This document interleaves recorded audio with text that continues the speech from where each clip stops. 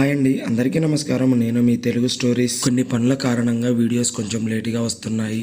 Video చూస్తున్న అందరూ కూడా కంపల్సరీగా సబ్స్క్రైబ్ చేసుకోండి. అదే విధంగా వీడియోకి ఒక లైక్ చేయండి. ఇక స్టోరీలోకి వెళ్దాం. Devil boss part 13. Vikrant Rajesh వైపు చూసి నవ్వు. కాఫీ తాగిన తర్వాత ఈరోజు నా మీటింగ్స్ అన్నీ క్యాన్సిల్ చేసుకొని ఇక్కడే కూర్చొని నీ పని పూర్తి చేసుకో అన్నాడు. ఇది విక్రాంత్ నుంచి వచ్చిన స్పష్టమైన హెచ్చరిక అని రాజేష్ అర్థం చేసుకున్నాడు.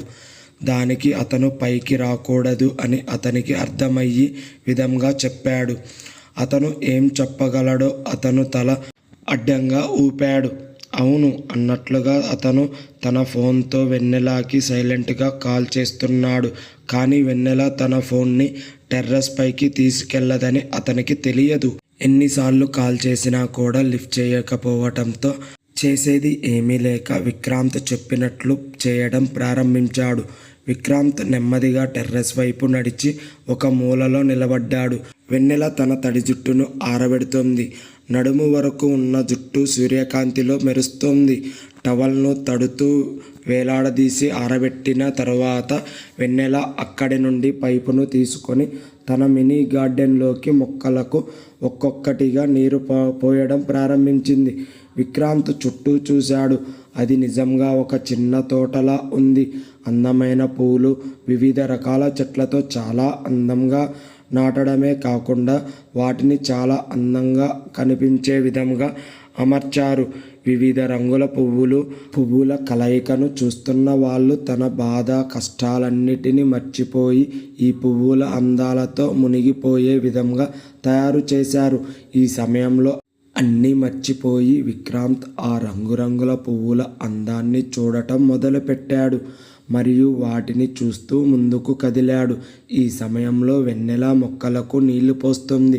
అప్పుడు వెనుక నుండి ఒక స్వరం వినిపించింది. ఈ పువ్వులు మరియు ఈ తోట చాలా అందంగా ఉన్నాయి, కానీ నువ్వు వాటికంటే చాలా అందంగా ఉన్నావు. ఇది విన్న వెన్నెల వెంటనే వెనక్కి తిరిగింది. తన చేతిలో పైపు ఉంది మరియు దాని నుండి వచ్చే నీరు నేరుగా విక్రాంత్ మీదకు పోయాయి. వెన్నెల చాలా భయపడి పైపును కూడా కదపలేకపోయింది. ఆమె వదలలేకపోయింది మరియు విక్రాంత్ కూడా వెన్నెలని చూస్తూ ఉన్నాడు. అతను నీటి జల్లు నుండి తనను తాను రక్షించుకోవడానికి కూడా ప్రయత్నించడం లేదు. అతని ముఖంలో చిరునవ్వు కనిపించింది. ఈ చిరునవ్వుతో అతను 2 అడుగులు ముందుకు వేశాడు. ఇప్పుడు వెన్నెల తాను ఏం చేస్తుందో గ్రహించి త్వరగా పైపును వదిలేసింది. ఆమె క్షమించండి సార్, నేను ఉద్దేశపూర్వకంగా చేయలేదు అని వెన్నెల తడబడుతూ అంది. నేను ఇప్పటికే స్నానం చేశాను. నువ్వు నాకు స్నానం చేయిస్తానని చెప్పి ఉంటే నేను ఇప్పటి వరకు స్నానం చేయకుండా సంతోషంగా మేల్కొని ఉండేవాడిని. అప్పటికి విక్రాంత్ వెన్నెల దగ్గరకు వచ్చాడు. లేదు సార్, మీరు పిలిచినప్పుడు అది పొరపాటున జరిగింది ఇలా అంటూ వెన్నెల కళ్ళు దించుకుంది. తడి జుట్టు సూర్యకాంతిలో మెరుస్తూ ముఖం వెన్నెలకి సాటిలేని అందాన్ని ఇచ్చాయి. దాని క్రిందకి ఉన్న కనురెప్పలు దాని అందాన్ని మాత్రమే కాకుండా తన సిగ్గును కూడా వెల్లడించాయి. విక్రాంత్ తను చేయి చాచి ఆమె గడ్డం పట్టుకొని ఆమె ముఖాన్ని పైకెత్తాడు. వెన్నెల విక్రాంత్ వైపు చూస్తోంది. ఆమె కళ్ళు కన్నీళ్లతో నిండి సూర్యకాంతిలో మెరుస్తున్నాయి. విక్రాంత్ ఆమె ముఖంలోని ప్రతి భాగాన్ని తన కళ్ళతో, ఆమె నుదుటిని, కనుబొమ్మలను, కళ్ళను, ముక్కును, పెదవులను, బుగ్గలతో ప్రతిదాన్ని స్కాన్ చేస్తున్నట్లు అనిపించింది. విక్రాంత్ వెన్నెల దగ్గరికి రాగానే వెన్నెల 2 అడుగుల వెనక్కి వేసి ఏదో చెప్పడానికి ప్రయత్నిస్తోంది. కానీ ఎటువంటి శబ్దం బయటకు రానట్లు అనిపించింది. ఇది ఒక టెర్రస్ మరియు దాని చుట్టూ ఇతరులు ఇల్లు ఉన్నాయి మరియు పొరుగువారు టెర్రస్ వద్దకు వచ్చినప్పుడు వారు ఒకరినొకరు సులభంగా వారిద్దరిని అక్కడ చూడగలరు. ఇప్పుడు నువ్వు నన్ను తడిపినందుకు దానికి శిక్ష అనుభవించాల్సి ఉంటుంది వెన్నెల. క్షమించండి సార్, నేను పొరపాటున ఇలా చేశాను. ఇప్పటికే విక్రాంత్ పైపును తీసుకుని వెన్నెల వైపు తిప్పాడు. వెన్నెల తనను తాను రక్షించుకోవడానికి తను సాయశక్తులా ప్రయత్నిస్తుంది. కానీ నీరు తలపై వర్షంలాగా పడుతుంది. కొన్ని క్షణాల్లోనే ఆమె పూర్తిగా తడిసిపోయింది. విక్రాంత్ పైపును అవతలకి వైపుకి విసిరి వెన్నెలని చూడటం ప్రారంభించాడు. తనను తాను రక్షించుకునే ప్రయత్నంలో వెన్నెల తన 2 చేతులను ఛాతీ మరియు ముఖంపై పెట్టుకుంది. పూర్తిగా నీటిలో తడిసిపోయిన వెన్నెల ఒక ప్రత్యేకంగా చెక్కిన అందమైన శిల్పి రూపంలో కనిపించింది.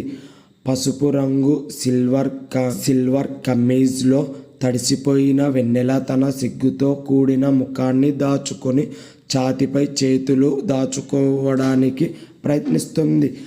కానీ తాను అలాగే ఉండటం ద్వారా తనని తాను దాచుకోవడానికి ప్రయత్నిస్తుంది. బట్టలు తడవటం వలన ఒంటికి అతుక్కుపోయి ఆమె లోపలి ఉన్న అందాలు కూడా ఎంతో అద్భుతంగా కనిపిస్తూ ఉన్నాయి.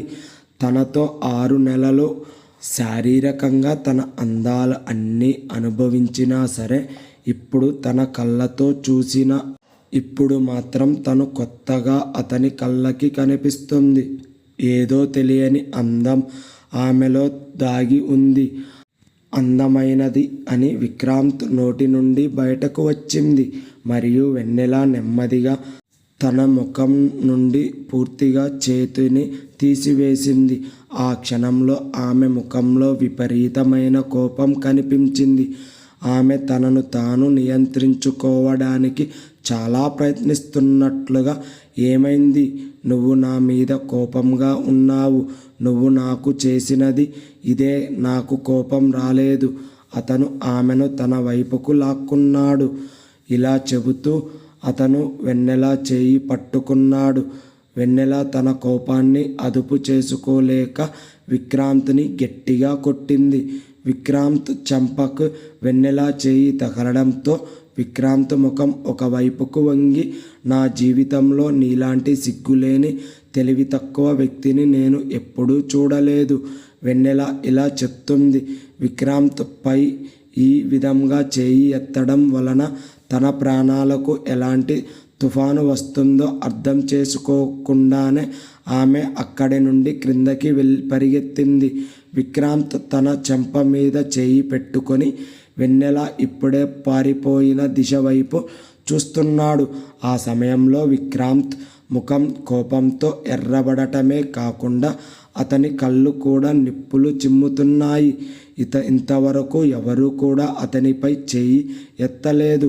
చివరికి తన తండ్రితో సహా తన తల్లి చిన్నతనంలోనే చనిపోవడం వలన అతన్ని ఎంతో గారాబంగా ప్రేమతో పెంచారు. విక్రాంత్ని కొట్టిన తర్వాత వెన్నెల కూడా వచ్చింది. కానీ ఇప్పుడు ఆమె భయపడుతోంది. విక్రాంత్ తన తల్లిదండ్రుల ముందు ఏదైనా తప్పు మాట్లాడకూడదు లేదా ఏదైనా తప్పు చేయకూడదు మరియు ఆమె తల్లిదండ్రులకు నిజం తెలియకూడదు. మేము ఇక్కడే ఉంటే ఆమె తల్లికి అది తెలుసుకోవడానికి ఎక్కువ సమయం పట్టదు. కాబట్టి ఇక్కడి నుండి వెళ్ళిపోవడమే మంచిది. కాబట్టి ఆమె ఇప్పుడే ఇక్కడి నుండి వెళ్ళిపోవాలనుకుంది. వెన్నెల తన బ్యాగ్ని సర్దుకోవడానికి తీసింది. భారతి వంటగదిలో వంట చేస్తోంది. విక్రాంత్ టెర్రస్ నుండి తన గదికి వెళ్ళి బట్టలు మార్చుకొని ఇంటి ప్రాంగణంలోకి వస్తూ, రాజేష్, ఒక అత్యవసర మీటింగ్ ఉంది, నేను ముంబై వెళ్ళాలి అని అన్నాడు. అది ఎలాంటి అత్యవసర పరిస్థితి ఏమో రాజేష్కు అర్థం కాలేదు. ఏం జరిగింది సార్? అంతా బాగానే ఉందా అన్నాడు రాజేష్. నువ్వు సెక్రటరీవి. ఈరోజు టెండర్కి చివరి తేదీ అని, ప్రస్తుతం మన విజయవాడలోనే ఎంజాయ్ చేస్తున్నామని నువ్వు నాకు చెప్పి ఉండాల్సింది. విక్రాంత్ అలా బిగ్గరగా అన్నప్పుడు భారతి వంటగది నుండి బయటకు వచ్చింది. విక్రాంత్ రాజేష్ని నిర్లక్ష్యంగా సోమరిగా పిలుస్తున్నాడు. రాజేష్ ఏ తప్పు చేయకపోయినా విక్రాంత్ చేత తిట్టబడటం అది చూసిన పాపం అనుకొని విక్రాంత్ మాట్లాడటం ఆపగానే భారతి చెప్పింది, బాబు ఏమైంది? నువ్వు చాలా కోపంగా ఉన్నావు. ఆంటీ, నాకు కోపం రాకపోతే ఇంకేం జరుగుతుంది? నేను మీటింగ్స్కి వెళ్ళాలి. వాళ్ళిద్దరూ వాళ్ళ పనుల్లో బిజీగా ఉన్నారు. ఈరోజే టెండర్ వేయడానికి చివరి తేదీ అని ఎవరికీ గుర్తులేదు అని చెప్పి వెన్నెలని పిలిచాడు. వెన్నెల కోపంగా అన్నాడు. విక్రాంత్ పిలుపు వినగానే వెన్నెల త్వరగా తన గది నుండి బయటకు పరిగెత్తుకుంటూ వచ్చింది. మొదట ఆమె అతని చెంపపై చేసిన చెంపదెబ్బ మరియు విక్రాంత్ పిలిచిన తీరు కారణంగా ఆమె వణుకుతోంది. వెన్నెల విక్రాంత్ ఏదైనా చెబుతాడేమో అని భయపడింది. ఏమైంది సార్? ఆమె వస్తూ అంది. నువ్వు టెండర్ నింపకపోతే నాకు ఫోన్ చేసి చెప్పొచ్చుగా. నేను నరేష్కి చెప్పేవాడిని. ఏ టెండర్ గురించి చర్చిస్తున్నారో, ఎవరిని పిలవడం గురించి మాట్లాడుతున్నారో వెన్నెలకి అర్థం కాలేదు. విక్రాంత్ అరిచాడు. నేను మీ ఇద్దరిని నమ్ముతున్నాను, అందుకే నేను అన్నీ వదిలేస్తున్నాను. దాని అర్థం మీరు నాకు కోట్ల నష్టం కలిగించాలని కాదు. సార్, మీరు ఏంటి? వెన్నెల తన సెలవులను ముగించి మీ బ్యాగులు సర్దుకొని ఇప్పుడే ముంబైకి బయలుదేరే లోపు విక్రాంత్ అరిచాడు. మీరిద్దరూ నాకు కాంట్రాక్ట్ ఖచ్చితంగా నచ్చే విధంగా టెండర్ పూర్తి చేస్తారు. ఇప్పుడు రాజేష్కి విక్రాంత్ ఏమి చెప్తున్నాడో అర్థమయ్యింది. మరియు విక్రాంత్ ఆమెను ఇక్కడి నుండి తీసుకెళ్ళబోతున్నాడని వెన్నెల కూడా అర్థం చేసుకుంది. విక్రాంత్ వచ్చిన తర్వాత ఆమె ఇక్కడ ఉండటానికి ఇష్టపడటం లేదు. ఆమె తన తల్లి మరియు తండ్రితో ఇక్కడ ప్రశాంతంగా కోరుకుంది. కానీ విక్రాంత్ ఇక్కడే ఉన్నంత కాలం అతను ఎప్పుడు ఎలా ఉంటాడో, తన తల్లిదండ్రుల ముందు ఏం చెప్తాడో అని ఆమె ప్రతి క్షణం భయపడేది. ప్రస్తుతం బాగా కోలుకుంటున్న వెన్నెల తండ్రి ఇవన్నీ భరించలేడు. మరియు అతని తల్లి విషయంలో కూడా ఇదే జరుగుతుంది. ఆమె కూడా ఇవన్నీ భరించలేకపోతుంది. వెన్నెల విక్రాంత్తో, సార్, నేను నా బ్యాగ్ సర్దుకుంటాను అని చెప్పింది. ఆమె ఇలా చెప్పి తిరిగిన వెంటనే భారతి విక్రాంత్తో, సార్, తను 6 నెలల తర్వాత వచ్చింది. దయచేసి తనని మరికొన్ని రోజులు ఉండనివ్వండి అని చెప్పింది. ఆంటీ, పని చాలా ముఖ్యం. నాకు కోట్ల రూపాయలు నష్టం వస్తుంది. నేను సెలవుల్లో వచ్చాను, కానీ ఇప్పుడు నేను వెళ్ళాలి. మన పని వల్ల ఎక్కువ సెలవులు రావు. నేను త్వరగా వెన్నెలని తిరిగి తీసుకురావడానికి ప్రయత్నిస్తాను. అతను వెంటనే తన సామాను సర్దుకుని తన గది వైపు వెళ్ళాడు. భారతి వెన్నెల గది వైపు కదిలింది.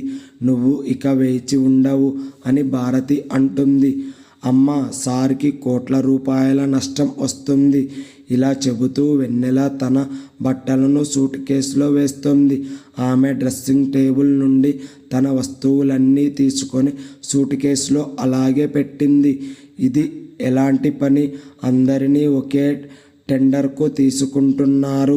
అలా అనగానే వెన్నెల, నేను అమ్మ పిఏని కనుక కంపెనీ కోసం ఈ పనులన్నీ నేనే చూసుకోవాలి. నా మరియు రాజేష్ పని 2-4 గంటలు కాదు, 24 గంటలు అని చెప్పి బాధపడింది. ఇప్పటి వరకు ఆమె తన కూతురిని హృదయపూర్వకంగా చూడలేకపోయింది. ఆమె వెన్నెలతో మాట్లాడవలసిన విషయాలు చాలా ఉన్నాయి. అన్ని విషయాలు ఆమె మనసులో అలాగే ఉండిపోయాయి. వెన్నెల తన సంచిని సర్దుకొని గది బయట ఇంటి ప్రాంగణంలో ఉంచింది. భారతి త్వరగా ఆహారం వండి టేబుల్ మీద పెడుతుంది. అప్పుడే ఎవరో బైక్పై వెన్నెల ఇంటి ముందు ఉన్న గేట్కి వచ్చి పక్కనే బైక్ పార్క్ చేస్తూ అమ్మా అని అన్నాడు. ఆ గొంతు విని భారతి నవ్వుతూ వంటగది నుండి బయటకు వచ్చింది. తను ఎవరో వచ్చారో గొంతు వినగానే గుర్తుపట్టుతుంది. ఆమె లక్ష్మణ్ ఎలా ఉన్నావు అని అడిగి అతను ఎప్పుడు వచ్చాడు అని అడిగి ప్రాంగణం వైపు వెళ్తుంది. ఇలా చెప్పి ఆమె వంటగదికి తిరిగి వెళ్తుంది. లక్ష్మణ్ వచ్చి భారతి పాదాలను తాకాడు. భారతి అతన్ని ఆశీర్వదించి అతని నుదుటిపై చెయ్యి పెట్టింది.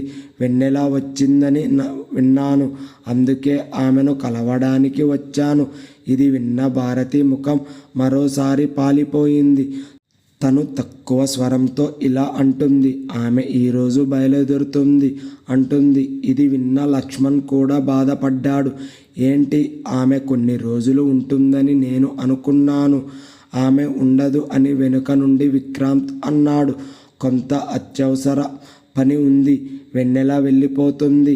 విక్రాంత్ ఇంకేమీ చెప్పకముందే లక్ష్మణ్ చూపులు అర్థం చేసుకొని భారతి అతనితో, ఇతను వెన్నెల బాస్, వెన్నెల ఏదో అత్యవసర పని వల్ల వెళ్ళిపోవాలి అని చెప్పింది.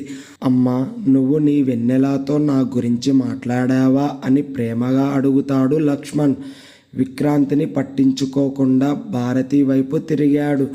భారతి ముఖం క్రిందకి దించుకొని, నేను ఆమెతో సరిగ్గా మాట్లాడలేకపోయాను. ఆమె 2 రోజుల క్రితమే ఇక్కడికి వచ్చింది.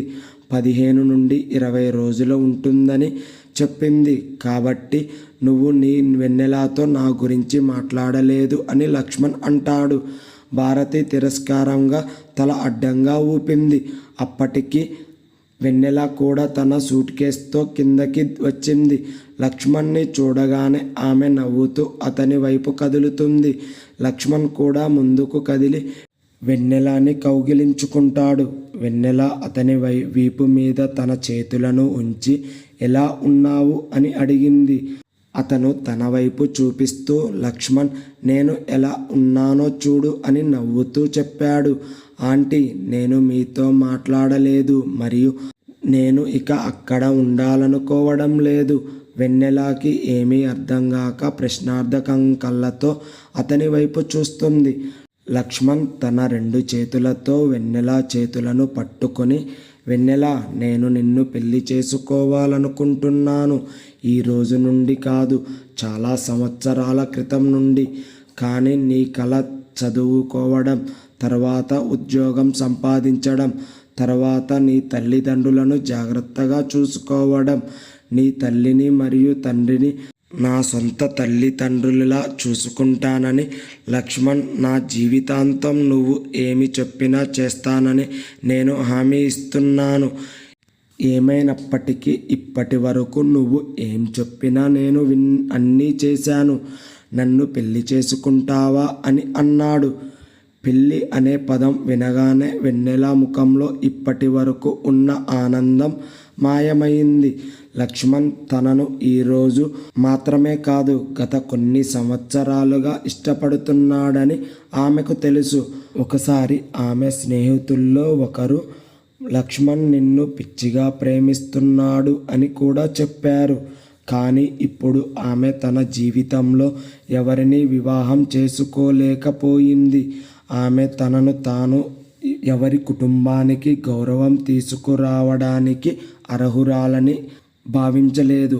ఆమె విచారంగా ఉండటం చూసి లక్ష్మణ్ ఇలా అన్నాడు, నన్ను నమ్మండి, నేను నిన్ను జీవితాంతం సంతోషంగా ఉంచుతాను. ఆపై నాలో ఏమి లోపించిందో చెప్పు. నేను నా తల్లిదండ్రులను ఏకైక కుమారుడిని. నేను గ్రామంలోనే అత్యంత ధనవంతుడిని. అందంగా ఉన్నాను, మరియు నాకు తెలిసినంత వరకు మీరు నన్ను మీ మంచి స్నేహితుడిగా భావిస్తున్నారు. వెన్నెల మౌనంగా చూసి లక్ష్మణ్ కళ్ళు ఇలా అన్నాడు, భార్యాభర్తల మధ్య ప్రేమ ఉన్నా లేకపోయినా స్నేహం ఎల్లప్పుడూ ఉండాలని నువ్వే చెప్పావు. కాబట్టి మనం స్నేహితులమే కదా. వెన్నెల ఆ ప్రాంగణంలో నిలబడి ఒక్క మాట కూడా మాట్లాడకుండా కనురెప్పలు క్రిందకి దించుకుంది.